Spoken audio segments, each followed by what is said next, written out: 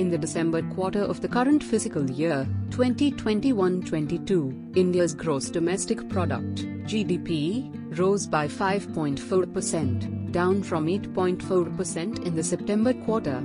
However, it was much larger than the 0.5% gain seen in the previous fiscal year's similar period, October to December 2020-21. According to data released by the Ministry of Statistics and Program Implementation, growth in the October to December quarter was lower than the previous quarter, July to September, owing to a drop in growth in sectors such as agriculture, mining, manufacturing, transportation, and construction during the period under review. In reality, the construction industry had a dramatic slowdown and entered negative territory in the third quarter of the current fiscal year, with a growth rate of -2.8%. It grew by 8.2% in the second quarter of the current fiscal year. The economy grew by a staggering 20.1% in the first quarter of this fiscal year, which was mostly owing to the low base effect. The National Statistical Office (NSO) anticipated 8.9% growth in 2021-22 in its second advance estimates of national accounts, which is lower than the first advance estimates announced in January.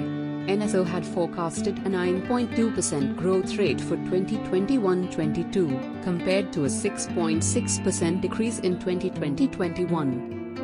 However, this is the sixth quarter in a row when GDP growth has been positive. In the third quarter of 2020-21, the economy grew by 0.5%, 1.6% in the fourth quarter of 2020-21, 20.1% in the first quarter of 2021-22, and 8.4% in the second quarter of the current fiscal year.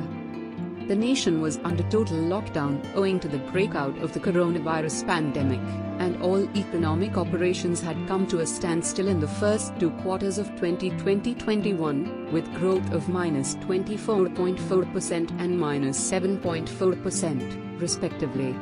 The third and fourth quarters experienced modest but strong growth once limitations were eased and festival season-related activities began in October 2020.